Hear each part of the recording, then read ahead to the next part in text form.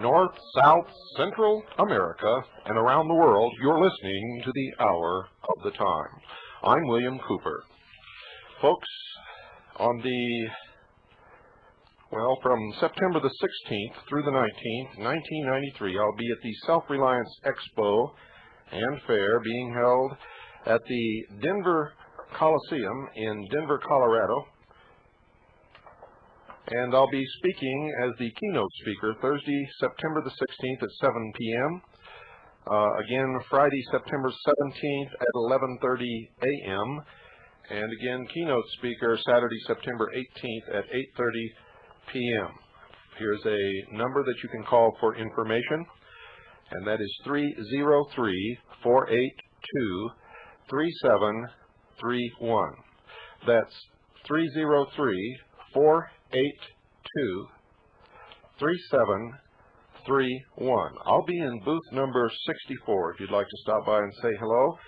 And if we can set everything up properly, we'll be broadcasting our show live nightly from the Denver Coliseum or from the hotel, one of the two. Many of you called today and wanted the address of the radio station where you could write in support of Stan Solomon, our guest last night, who has come under attack from just about everybody that you can think of. And it's because he dared to tell the truth on station WIBC in Indianapolis, Indiana. So please write this down. Write a letter telling the station that they should keep Stan Solomon and that they need more radio personalities who have the guts to do what he does. The address is WIBC. That's WIBC, 9292 North Meridian Street, Indianapolis, Indiana, 46260. One more time, that's WIBC, 9292 North Meridian Street, Indianapolis, Indiana, 46260. Folks, stay tuned. Don't go away, because I got a letter from Superman, and I'm going to read it to you.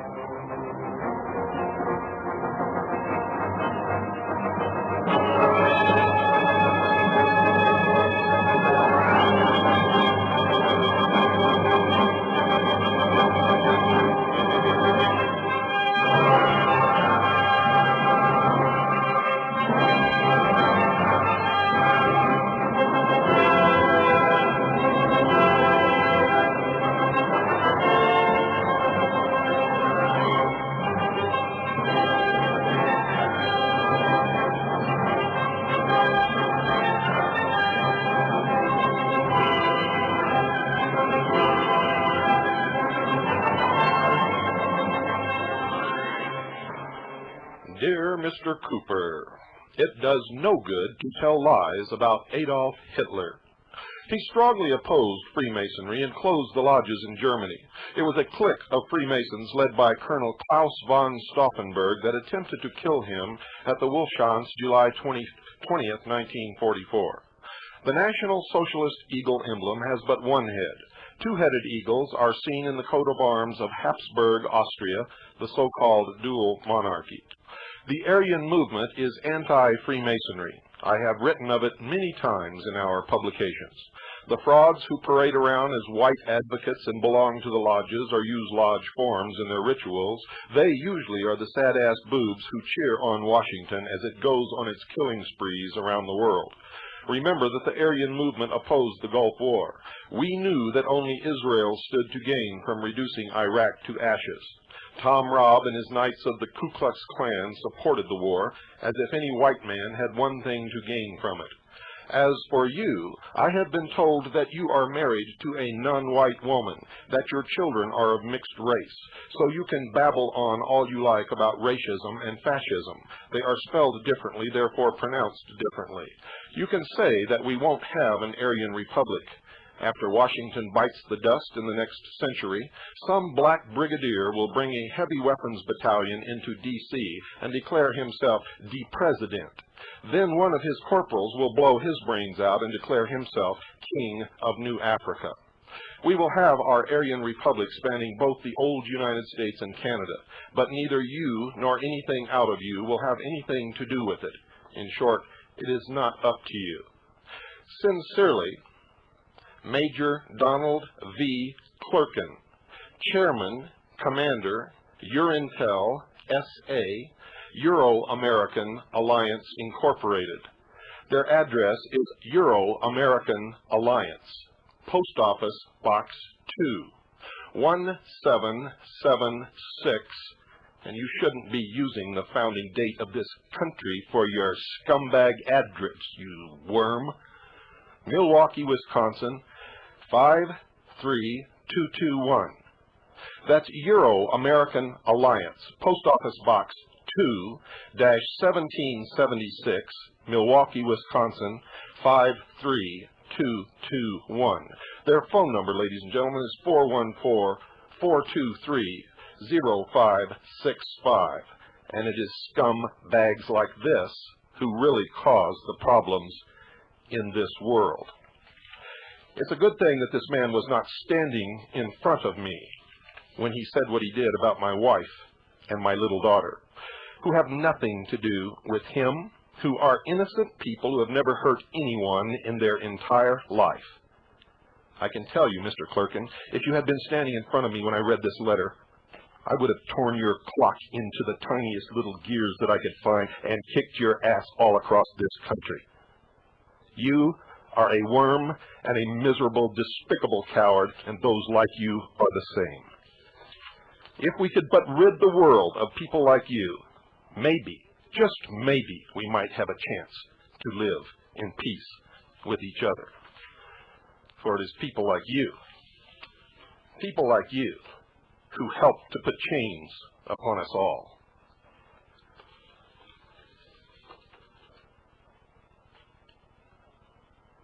I now have a letter to read from Ray in Montana, who calls himself a member of the rational minority. He says, "Dear Mr. Cooper, just a personal note of thanks to you for the excellent programs that you have aired recently, especially the most recent presentation of Linda Thompson, the gutsy attorney from Indianapolis, Indiana, who has recently filed suit in federal court against Slick Willie and Janet Reno. I do wish her much success. That takes huevos. Bravo and kudos to this fine lady, who, by the way, puts this phony self-appointed Major Donald B. Clerkin to shame. She's a real patriot. This man is something that escaped from the pig wallow." He says, "I salute you likewise for your courage to expose the most insidious cabal of all, the secret organizations who aspire to control the world." And by the way, in the lower right-hand corner of Major Donald B. Clerkin's letter is the symbol of the Teutonic Knights, another branch of Freemasonry, which he claims the Aryan movement is against. They, the immaculate they, have done their work well. They use the most divisive tool possible, the promise of a life hereafter, for cash down today. Religion, yes, the Eastern Establishment Elite, or E3, has inculcated the minds of the unsuspecting sheeple with the most dangerous drug ever known to man, the mythopoetic fantasies of religion. Living on the buckle of the Bible Belt of the Pacific Northwest, I am constantly subjected to the proselytizing of those who are going to be raptured, or believe in things that go bump in the night. I, however, do not suffer from this pathological malady, a fungus of the mind, religion. I believe in truth. I seek the courage, the wisdom, and the strength to search for the truth, to live in harmony with the laws of nature, and to help my fellow man. This is my religion. It is the religion of reason, to paraphrase Robert Ingersoll, one of my mentors. Enclosed is a copy of Ingersoll's Creed, which I think you might enjoy. Maybe even read on the air to awaken the sheeple. Again, thanks for speaking out, trying to awaken the brain-dead serfs of the system. The biggest problem, William, is, quote, stupid people don't know they're stupid, unquote, quoting Jack Ellery. And signed most sincerely, Ray from Montana. Thank you for the nice letter, Ray. As always, we back the Constitution 100%, and you're entitled to whatever religion you choose or not choose, and that's what makes this country great. People who understand the real ideals of the United States of America, and not some phony, misguided propaganda that you've been taught. Shellfish farmers may shell out for security from the Orlando Sentinel, 8/16/93. This is very interesting, ladies and gentlemen. An electronic system would cost a few clams, but would protect their crops in the Gulf. Dateline Cedar Key, and the byline is Associated Press. Shellfish growers may resort to electronic security after the theft of 1 million seed clams earlier this summer. Among steps being considered by Levy and Dixie County shellfish farmers is a system already used to identify some exotic animals and valuable personal property. The system, demonstrated for farmers by Dr. Hank Stoddard, a Dixie County veterinarian, allows animals or other marked items to be identified by using low-energy radio signals. What this means is that the technology is out there to keep shellfish product under one ownership until it gets to market, Stoddard told the Gainesville Sun. The clam theft occurred in July. The Harbor Branch Oceanographic Institution discovered several dozen bags filled with seed clams had disappeared from where they were left to grow on the floor of the Gulf of Mexico. The seed was intended for sale to area residents who had completed a federally funded jobs program, Project Ocean, and were ready to start their own clam and oyster farms. After the theft, the new aquatic farmers looked for ways to improve security of their own shellfish. Stoddard, a Project Ocean board member, demonstrated the system last week.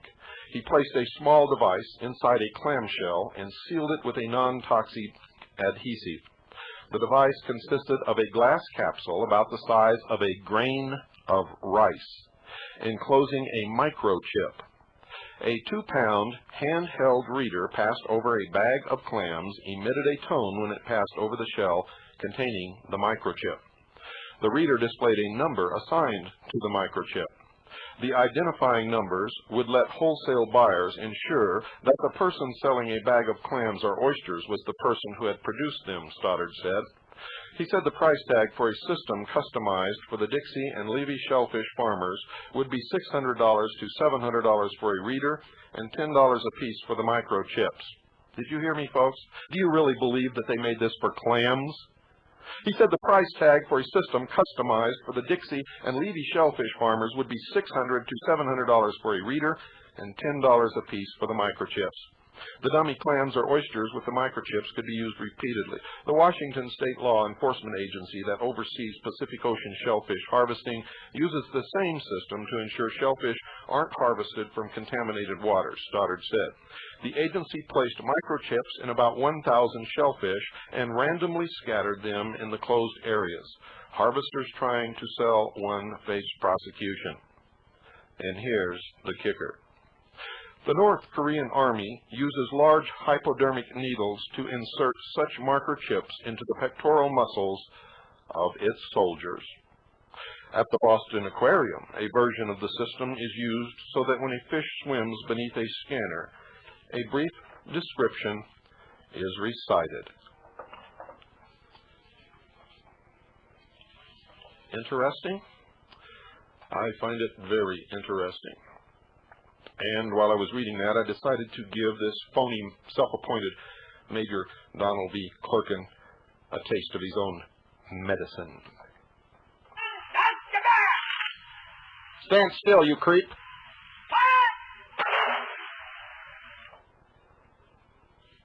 Now I feel much better. Well, let me see. I want to read this.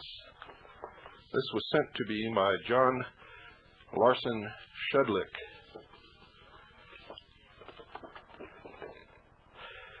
And it was a speech that he made to the Bar Association. And it starts now. You have given me, among several others, the opportunity to have 10 minutes to speak to the American Bar Association. I should thank you for the opportunity, but if you ignore what I have to say, I will have wasted my time and funds in coming here. However, even should you ignore what I have to say, which is what I expect, I do not plan to request another opportunity to speak to you. I am hereby, as an American citizen, saying farewell to the American Bar Association. You might think that this means I am about to move to another country or go into retirement, but this is not the case. I am saying farewell to an organization I believe will someday become as extinct as the dinosaur. I say this out of the belief that every serious reform attempt your group has made has been only at best cosmetic. You were given the opportunity several years ago to repair damage to society through the personal injury system, and you came up with tort reform that included various features, all of which increased your bureaucratic control of injury victims and insurance companies and vastly increased your profits. Criminal law system reforms have only seen simple procedures become more simplified, which has injected hordes of criminals back into society before the ink on their arrest warrants has even dried. It is for this reason that I am saying goodbye to you. You are the next dinosaur. I believe that the day is coming when your monopoly on law in America will be broken. Instead of coming to a lawyer to draw a will, we will just walk up to a renovated register of wills office, ask for the proper form, fill it out in front of a video camera, pay the fee, and file it in the office along with the videotape that will prove competency as a matter of fact. No more will you and your word processors be able to charge people vast amounts to complicate and delay the transfers of their estates upon their deaths. No more will you be able to profit by encouraging litigation to contest validly drawn wills. You'll have to excuse me, folks. I'm a little tongue-tied after reading that letter where the scum worm who crawls on his belly dared to insult my wife and my daughter because he doesn't agree with me. He is a coward, nothing less. I continue. Titles to real and personal property will go directly to heirs upon proof of death. In short, the parasitic role lawyers have carved for themselves over the centuries in which they prey upon decedents' estates will be over. Those of you who have made a living by seeing that criminals are treated better in America than our law-abiding citizens should also start looking for new work. For example, in return for creating a lengthy and expensive ordeal for society to convict criminals, you will face unemployment. We will one day reconstruct the criminal justice system from top to bottom. A call to the police will result in their arrival in a squad car and the arrival of an evidence van from a separate branch of the police. The complaint and resulting arrests will be videotaped, as will all witness interviews. The criminals will be interrogated by the finest law enforcement officials in the land, and the videotapes of the interrogations will be shown to a jury in the presence of the defendant within 3 weeks of every crime. Should there be questions, live testimony will be taken from the proper witnesses. But never again will you lawyers be allowed to meet in private with witnesses and do as you have done for centuries, arrange for people to lie under oath without the slightest twinge of conscience, Lawyers euphemistically call it sandpapering witnesses, but it is suborning perjury nevertheless. Some of you have friends called psychologists and psychiatrists. You have made them rich by paying them to testify that a defendant was not responsible for his actions because he suffered from mental deficiencies. We will someday drive these soothsayers out of business as well. Never again will criminal acts be judged by the likes of these 20th century sophists. They have made millions by lying about your clients, and they have unleashed a vast wave of irresponsibility on the land with your help. So you might want to start looking for another occupation, because one of these days you and your friends are both going to need to get into honest lines of work. There will be courtrooms, but truth will prevail. Anyone who commits perjury or suborns perjury will incur the ancient penalty. If they lie in a murder case, they get the same penalty as the murderer. If they set up an innocent man, they get the same penalty for their perjury and deceit that the innocent man would have received if wrongfully convicted of the false charge. I can see you really squirming out there, because many of you have committed horrendous crimes against your innocent countrymen. You are probably tallying up how many life sentences you would have earned under such a system. There will be law schools as well, but justice will be taught.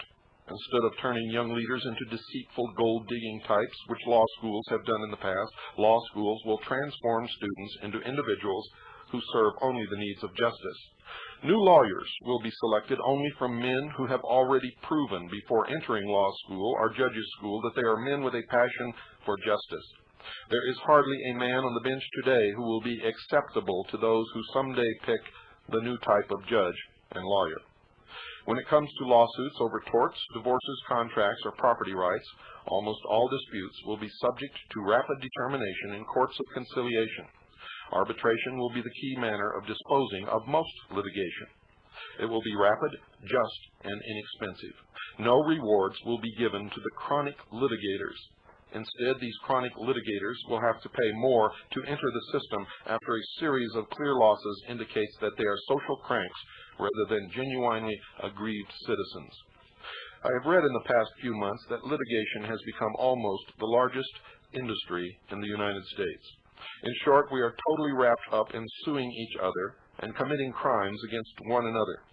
Because of the system you have devised in drafting, enacting, enforcing, and interpreting laws, you have made yourself a monopoly that benefits mightily from all this social and economic turmoil.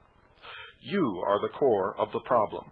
You are enablers and allies of an increasingly hostile and criminal governmental system, and when the people have had enough of you, you will be swept away and will disappear like the dinosaur. You fill your pockets with blood money as you send to debtor's prison those hard-pressed middle-income men and women, veterans and solid citizens of all walks of life. These are Americans who must now support two families on a diminishing income. When these downtrodden individuals are led away, shackled and beaten, you smile in your wickedness and deceit as you proclaim, "The judge did it." Yet by your tacit approval of this criminal just us system, spelled J-U-S-T, new word, us, U-S, just us system, you have become the defilers of wisdom, destroyers of spirit, and fornicators of truth. Surely you will be swept away and disappear like the dinosaur. We honest, tax-paying citizens demand that the adversary relationship in family law, divorce court, be changed to a mediation mandatory conclusion. Otherwise, your children and heirs will end up spitting on your graves for the living hell you will have left them. Yes, you will be swept away and disappear like the dinosaur. My 10 minutes are up. You surely have more time than that to plunder America and Americans. But mark my words well, because time is running short. You will need every available moment to find cover in order to survive what is coming upon this land. Now, I don't agree with everything that John Larson Shudlett predicts for the future, but I think it took an awful lot of courage to stand in front of the American Bar Association and tell them the truth about themselves. John Larson Shudlett, I commend you. You're a brave man indeed. Now, I believe I told you last night about the referendum that's coming up in Colorado, an amendment to the Colorado Revised Statutes. Let me see. Ratifying the Constitution for the Federation of Earth, summarizing the structure and functions of the world government created under that Constitution, and providing that the election of delegates from Colorado to the global House of Peoples created under that Constitution shall be put on the Colorado state ballot when 25 countries, including the United States, have ratified the Constitution for the Federation of Earth. Now, I never heard of this Federation of Earth before. Is this a test? Are they really going to do this? Anybody from Colorado out there know about this? Have you checked on it? Is it going to be on the ballot? Or is this just a piece of paper that somebody sent me? It all looks very official to me, ladies and gentlemen. And we called these people who sent it, and they said, yes, indeed, this is very serious. And it even has a thing here that says, how world government will work. Is this a test? Are they going to try this in Colorado? And if they're successful, they're going to try it in other states, maybe? How big is Greenpeace in Colorado? Because I'll bet you that all the people who fell for the ozone hoax will also fall for this. What do you want to bet? Let me read you just some of this stuff here. Main provisions of the Constitution for the Federation of Earth, adopted at the 1977 session of the World Constituent Assembly and revised at the 1991 session. World Parliament, composed of 3 houses. House of Peoples, elected directly by the people, equally from 1,000 world electoral and administrative districts. House of Nations, appointed or elected by national governments. House of Councilors, 200 elected by the other 2 houses, has nominative, consultative, initiative, and referral functions. And according to this chart, the House of Councilors will come from universities. I guess they will be professors. Oh boy. Well, we can tell right now, if that's true, it'll make my prediction come true that it will be a one-world totalitarian socialist government. World Executive, elected by and responsible to the Parliament. Presidium of a rotating president and 4 vice presidents, all members of Parliament. Executive cabinet of 30 ministers, all members of Parliament. The World Executive may not veto or suspend the Parliament or the Constitution. Sounds more like rule by committee. It looks like they've emasculated their executive department, which makes sense in a socialist government. World administration of about 30 departments, each headed by a cabinet minister or vice president, coordinated by a secretary general chosen by the presidium and confirmed by the cabinet. Integrative complex includes agencies for world civil service, boundaries and elections, Institute on Governmental Procedures and World Problems, Research and Planning, Technological and Environmental Assessment, World Financial Administration, and Legislative Review. World Judiciary, composed of 8 benches having jurisdiction over different kinds of issues with 5 continental seats. Collegium of World Judges elected by Parliament, headed by a presiding council of 5 members which assigns judges to the several benches. The enforcement system is non-military, is headed by an office of world attorneys. Oh, God. You see, it's going to be the same. They keep telling us we're going to have a utopia on Earth, and here they brought in the attorneys. We just got through reading a thing about attorneys there. Non-military is headed by an office of world attorneys, general and commission of 20 regional world attorneys, elected by and removable by Parliament. The world attorneys appoint the world police. Oh boy, now we're really in trouble. Well, I'm not going to read any more. That's the end of that. So much for their socialist utopia. That did that in. Well, folks, it's time to talk about our sponsor, Swiss America Trading. What have you done to fulfill your responsibility, not only to yourself, but to your family? Can you write on that pad by your side the methods with which you have ensured the preservation of your assets? And can you prove historically that those investments that you have made will really protect your assets? If not, then I want you to call our sponsor right now. It's an 800 number. It doesn't cost you anything. And folks, as I travel around this country, the question that is asked of me the most is, how can I protect my assets? So since that's the number one question, this should be the number one phone call in America. 1-800-289-2646. Do it. Do it right now. 1-800-289-2646. These are good people. They want to help you. They care about you. Ask for Gene Miller. Gene has done the most.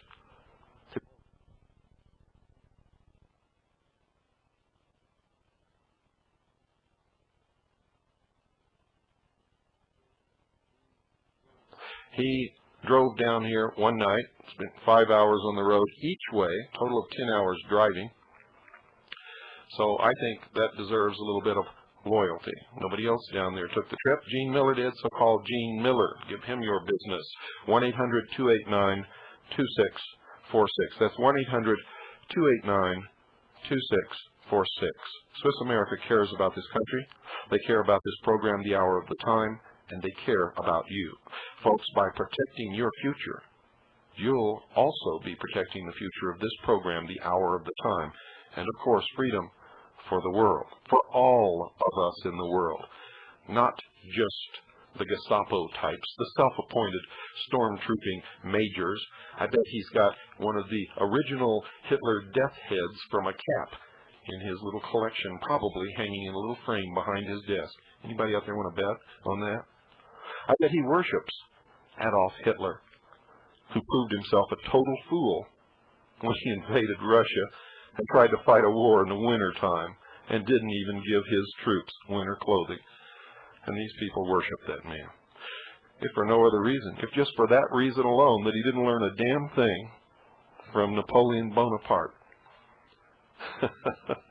He is not someone to look up to at all, period. Okay, let me see. Where are we here?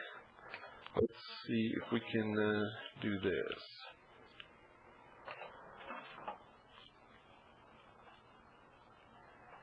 Come on.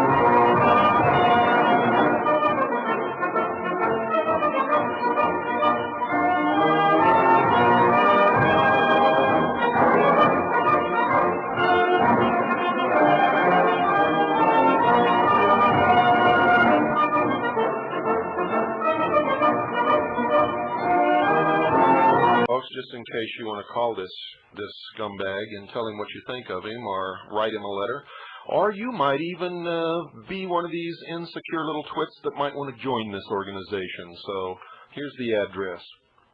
It's Major Self-Appointed Phony Major Donald B. Clerkin, Chairman, Commander, Urintel SA, Euro-American Alliance Incorporated. You ever notice how these people have to make themselves more masculine by attaching all these titles and ranks and things to their name? That reflects the psychology of this type. They are seriously lacking in self-esteem, so they have to have someone lower them to make them feel superior. Euro-American Alliance, Post Office Box 2-1776, Milwaukee, Wisconsin 53221. That's Euro-American Alliance, Post Office Box 2-1776, Milwaukee, Wisconsin 53221. Call this little bitty man. Tell him what you think of him. Here's his number, 414-423-0565. That's 414-423-0565. Well, folks, let's take some calls, and I'd like to talk about what's going on in Colorado here. What do you think? Is this real? Is it a test? Are they going to check out and see if the voters in Colorado are going to go for this and then maybe try it in other states? Or is this just a big bluff or another rabbit that we're chasing? Good evening. You're on the air. Hi, Bill. How are you? Hello. Turn the radio off here. Okay. Yeah, I really am enjoying your book. This is Dave in Cleveland. Hello, Dave. And I wanted to thank you very much for having the gumption to write it. Well, I didn't have much choice. It was either bend down and put the chains on my legs and go docilely into slavery, being looked over and whipped by somebody like this scummy Major Donald V. Clerkin, who will probably, because of his high degree of intelligence, might make prison guard, and or do something about it. So I decided to do something about it. Good for you. I and a lot of your other listeners certainly appreciate it. Well, thank you. With regard to Colorado, I think it is a test. I think there's a lot of tests going on. Waco was a test. Los Angeles was a test. I think there was more to Waco than anybody even knows yet. Having had the pleasure of watching the tape from Linda Thompson, you know, some of us, and not to put myself on any kind of a higher plane or anything, but some of us have had an idea for quite some time that things just look a little fishy around this nation. Yes, and that's for many years now. People have been telling each other, you know, something's wrong, but I don't know what it is. I feel it in my gut. This is not right. I told a friend of mine the other day who's involved in a thing with me here, I said, next time you see the current selected, not elected president and his vice president standing around, look at them. They look like a couple of school kids that have done something wrong and hope the teacher doesn't find out. Yeah, isn't it amazing? It wasn't any different. They always had that look like they were expecting somebody to come up from behind them and find out their evil ways. Yeah, it really got to me when Clinton was asked about the Waco massacre, and he still had that silly little grin on his face, like he knew a secret that he wasn't telling, and it was just so hilarious. Like a glint in his eye. Yeah. While he smiled and told us how sorry he was. Isn't that amazing? Really quite deplorable. And again, before the election, when he said, "I feel your pain," and he had this smile on his face. Oh, brother, he's a master at deception. Well, I don't trust the man. I don't think many people do. He certainly is not. He's not anywhere near the most unpopular president that we've ever had in this country on the polls. But you wouldn't know it by watching the media. Could I ask you a quick question? Sure, go ahead. Are you familiar with any activities with regard to jamming of, I think it's WWCR that I'm listening to? There's an awful lot of radio, telephone, and telegraph noise coming over, especially earlier in the evening during some other shows. Yours is clear right now. There's three things that happen. Number one, sometimes I get a lot of letters from people telling me that we're being overrun by the Catholic station in a city near there. I don't know what the radio station is, but it's a religious station. In this area. In Tennessee, in Nashville or Alabama, Birmingham, I think it is. But the reason for that, folks, is you have a radio that doesn't have a fine-tuning ability to distinguish between stations that are close together. Right. Well, I've found that if I put my bandwidth on narrow and go down a couple of kilohertz, I can knock some of that noise. It sounds like RTTY. I think. Well, that's a different thing. And let me deal with this Catholic station. That's okay. This Catholic station, the only way that you're going to get rid of that, if that's happening to you, is you need to buy a better radio. You need one specifically that has digital synthesized tuning, and that will clear it up. You will never hear that station again while you're listening to WWCR. The only people who complain of that have radios who don't have digital tuning, and they're usually very inexpensive radios. There's nothing wrong with an inexpensive radio if it meets your needs, but if you're getting that Catholic station that's not meeting your needs, you need to get a better radio. The teletype, the TTY, and all of those kinds of things are sometimes done intentionally to jam the radio broadcast. Sometimes there is real military type jamming going on to try to stop the word from getting out. I'm not surprised. Other times it's just somebody who's sending out a teletype message or something and doesn't realize they're on a frequency that has somebody else on it. And that usually happens with government installations, and they're not trying to jam. Sometimes it really is an accident. And then the last one is, of course, natural propagation, when there's a lot of sunspots and bad weather and things like that. I think I can distinguish that. It fades in and out. That's normal. Yeah. And some nights it's better than others, but some nights it seems like during some of your better programs, there's an awful lot of noise out there. Have you ever heard what sounds like bubbles going through water? You bet. Okay, that comes from foreign sources, and it is jamming. It's called bubble jamming in military circles. Very interesting. Well, thank you very much, and God bless you and your family. You're welcome. Thank you for calling. Take care. Line's open, 602-333-2174. Good evening. You're on the air. Yes, sir. Can we turn my radio down here? Yes, please do that. Okay, Bill, how you doing tonight? I'm doing fine. How are you? All right. I'm calling from North Carolina. And I heard you on the Alan Handelman show a bunch. And I wanted to tell you about some stuff that's been going on. I don't know if you're familiar with the Kempton Company. No, I'm not. Okay. They moved down here to Lincoln about 10 years ago. Okay. And lately, some strange things have been going on. Okay, they've got their own police department. They've got their own water system. We live off the city water system. And they've got their own water and everything. And it's like you can't even go in that parking lot if you're not an employee there. Well, you know what? So far, you've described some very smart people. If they're living in this country and they got their own police force and they're drinking their own water, I think that's pretty smart. Right. I was thinking this is the New World Order all starting up. Well, not really. A lot of companies do that. They don't want people stealing from their employees' cars, so they don't want people walking in their parking lots. And I don't know if they really have their own water or not. They may have. If they do, that's smart. They've taken over the school system here, and well, now I would certainly get worried about that. That's something I would be looking into. And see, they're little by little, they're making new interstates through here and stuff, building roads, and this is a small town. It always has been, and all of a sudden, it's just changing. All of a sudden, and this happens to be this year. It's changing. Well, sounds. That's what I said. What I said about that. Yeah. You know.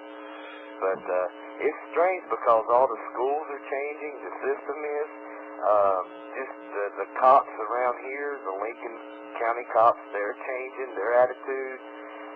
They'll stop you if you're like walking your dogs to take a leak out the road. You know. Yeah, I know. It's getting pretty bad. We're heading into a police state. Yeah. There's no doubt about that. I just bought a shortwave, and I'm listening to your show. I just bought it because I heard it, and I'm really interested, you know, and I'm letting people know. Good. Were you listening to Alan Handelman? Was that the show where I predicted the invasion of Panama, which Yes, took... sir, you were right on the nail. Every prediction I've ever made has been right on the nail except one. I've only been wrong one time, and that's when I predicted that Manuel Noriega would not be convicted in an American court of law and would not serve any time in jail. Right. I was wrong about that. You made the prediction also that when we were in the Gulf War, yes, that we would have something scare everybody to death, and that's when Israel was about to retaliate. That's right. And you were right about that. That's right. But I really appreciate listening to your show, sir. And, you know, just keep up the good work, and I'm going to support you as all I can. Well, thank you very much. All right. Thank you a lot. Thank you for calling. Line's open, 602-333-2174. What do you think about what's happening in the Middle East? Everybody's running around I'll tell you, what's happening with the Palestinians and Israel is nothing short of miraculous in my viewpoint. Good evening, you're on the air. Well, didn't have the courage of his convictions, or I can't say much about that, because I'll tell you, if you've never talked on talk radio before, it can scare you to death. And the first few times I did it, I was very nervous, believe me. Good evening, you're on the air. Hi. Hello. Nice to talk to you. First of all, I'd like to say that Can you put your mouth right in front of your telephone and talk a lot louder, please? Sure. That's much better. Okay. I wanted to say that with regard to white supremacists, I heard something on the air. Anyway, I won't get into it, but I think for the most part, they're just like they just want attention and press, and they love it when they get all the press. Well, I'm sorry, but it's more than that. They're extremely, extremely dangerous people. And yeah, I agree. That's what's scary about it. If they were in power or could get power, they would, and I'm telling you this is the truth, they would imprison or murder anyone who is not exactly like them. Well, I agree with you there. I wanted to ask you if you know about talking about tests. Oh, and by the way, I'm talking about any racist, of any race.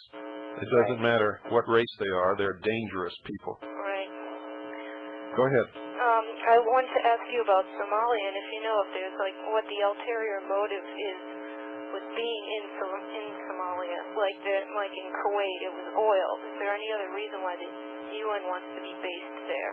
Well, Kuwait wasn't really oil either. Kuwait was set the precedent in international law that the United Nations could pass a resolution, send a police force to enforce the resolution, and require the member nations to pay the bill.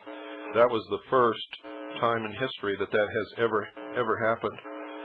In Somalia, I don't know what the ulterior motive is, except it's not what they're telling us. I know that they have a wonderful seaport that we would love to have, and I know that there is oil in Somalia.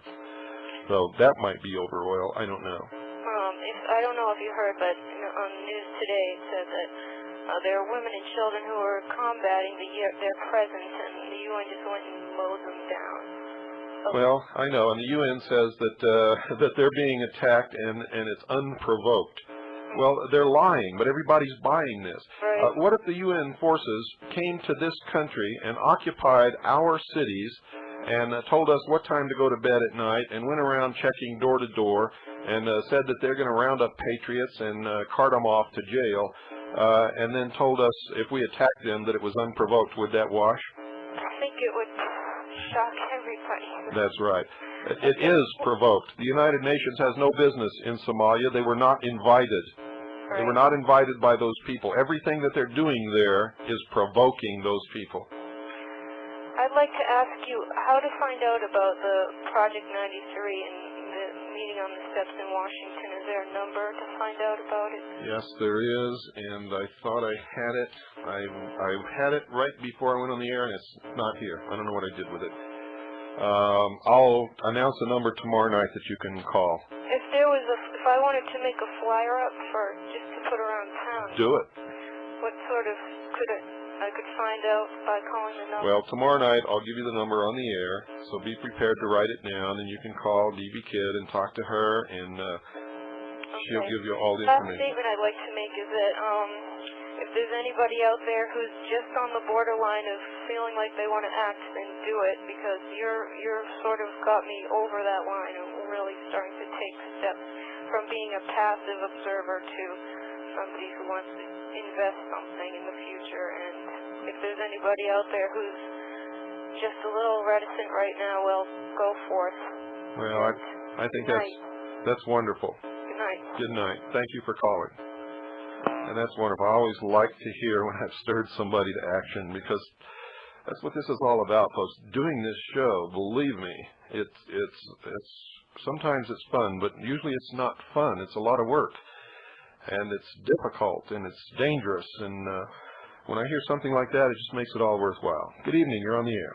Hi, Bill. It's tough to hear your show tonight on shortwave. I'm surprised I even got through because I couldn't hear the time to call. I don't know if you picked the topic, but I did get to hear like the first few minutes of your show. I had a question. I heard a guy mention the other night something about revoking a Social Security card number. How can you do that, be able to have a license to be able to drive a car, and also if you have to work for an employer, how can you do that in the system? If you're a sovereign citizen of your state, if you become a state citizen and you've renounced all allegiance or connection to the federal government residing within the boundaries of Washington, D.C., you don't need a driver's license. The Constitution gives you freedom to travel with no restrictions, and if you are not driving a car as a commercial driver, earning money by driving, then you are not a driver, you are a traveler. And it's all in the definition of words. And if you do all this right and know your rights and sign your signature right and always use without prejudice UCC 1-207 like I and my wife and many others do, you may get arrested and spend the night in jail, but the next morning in court you're going to get released. But only if you've done everything correct and if you know the definition of words, if you know how to represent yourself in court. If you don't know all of these things, you might spend the next 20 years in jail. If I get your book, will that be described in there, or no? Can I get the information about what to do with it? No, I don't want to take responsibility for anybody else's education in the law. I educate myself in the law. I take care of myself, and that's what everybody is supposed to do under the common law, which is the basis of law in this country, or used to be anyway, until they replaced it with statute law and commercial code. Okay, Bill, I'll do some more research. Yeah, it's a lot of hard work and a lot of study, but if you really want it, you can do it. Okay, thanks, Bill. You're welcome. Thank you for calling.